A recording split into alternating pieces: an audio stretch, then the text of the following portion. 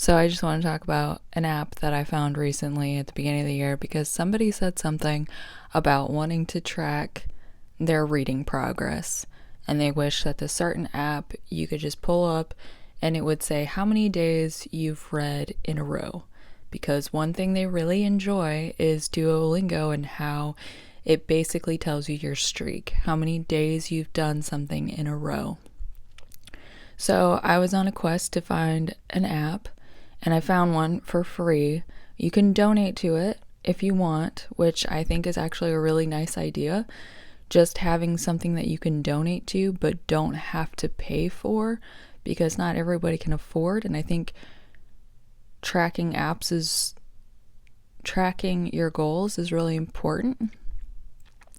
So the app is called Habit, and you can put whatever habit you want to track in there. You can make up your own. They have some that are already preloaded in there.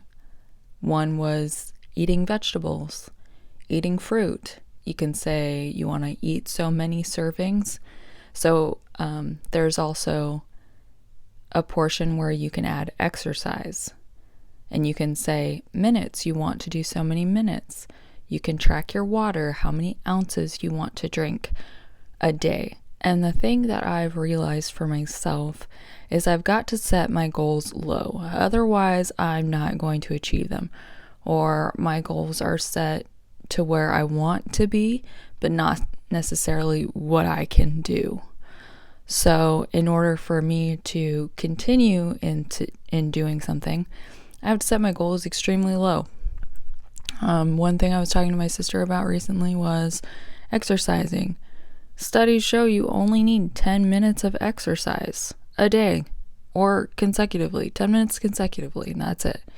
So instead of feeling like you need to drive to the gym or that you need to be doing a workout program for however many minutes it is, let's say 20 or 30, that may be too much for you, especially to start with. So then you do a 20-minute exercise and the next day you're burnt out already. And now you can't continue on your goal. So setting them to be underwhelming is the best. And that's in regard to any goal that you have, whether it's weight loss or walking, doing chores.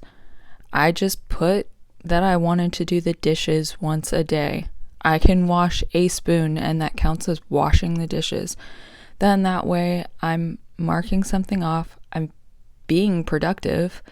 And sometimes because I've washed a spoon and there's more in there, I'll end up washing a few dishes. Helps keep my sink cleaner, or there are less dishes piling up. Ooh. Because sometimes I would go several days without doing the dishes. Then the sink is overloaded, your counters are overloaded. And now I'm like, oh my goodness, I have to do a literal chore. So just trying to find ways to make my life easier, especially as I progress through a chronic illness. I am realizing that I have to be kinder to myself, I have to be more forgiving, and I have to set my standards lower. Does that mean that I'm a bad person? No, because that's dumb.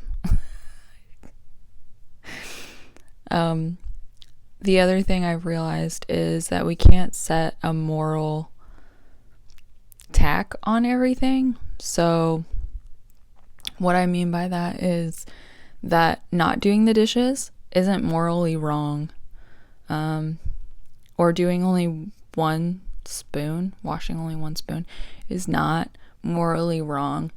And we need to give ourselves credit for what we're actually accomplishing, especially with those who struggle with certain mental illnesses. I think that we need to celebrate more of our accomplishments, and those are really small things,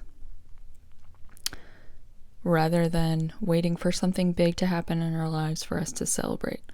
So right now I've got several streaks going for different things, different goals that I've wanted to achieve, not just this year, but lifelong goals that I want to continue to achieve. One is drinking water every day, and it's, more than 60 ounces. because the rule is half an ounce to an ounce for every body pound, or for every pound of body weight that you have. Also,